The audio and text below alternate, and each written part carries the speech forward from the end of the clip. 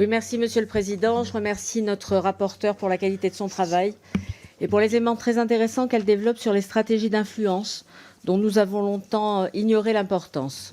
Vous détaillez aussi les ambitions que la LPM porte pour nos armées. Ce texte prévoit en effet des moyens importants en faveur de la dissuasion nucléaire, de l'espace ou du renseignement militaire, ce qui est très positif.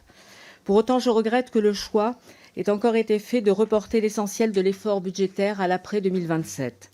Parce que c'est aujourd'hui que nous avons besoin de moyens supplémentaires.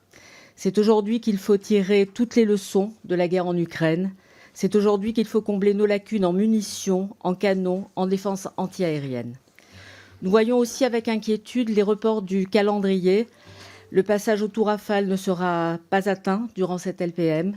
La Marine nationale aura moins de frégates que prévu. L'armée de terre subit elle aussi des réductions de cibles préoccupantes, notamment sur les véhicules blindés. Nous regrettons ces reports et nous regrettons aussi que l'effort ne soit pas plus important et plus rapide. La France veut porter son budget de défense à 2%. La Grande-Bretagne, elle, va porter son effort à 2,5%. D'autres pays sont en train de faire des efforts comme la Pologne, des efforts particulièrement importants. Quant à l'Allemagne, elle a annoncé 100 milliards d'euros de dépenses à brève échéance.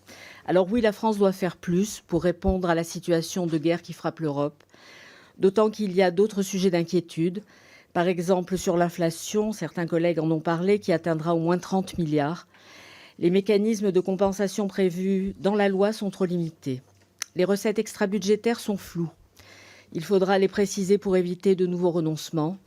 Enfin, je rappellerai notre attachement à ce que l'actualisation de la LPM soit faite par la loi. Sur un sujet aussi important, on ne peut pas se contenter d'un simple débat comme ce fut le cas en 2021. Monsieur le Président, Madame la rapporteure, nous abordons ce débat avec responsabilité et conviction. Nous y porterons un certain nombre de propositions afin d'améliorer ce texte. Nous savons que c'est un moment important pour notre nation et nous devons donc tous être au rendez-vous. Merci.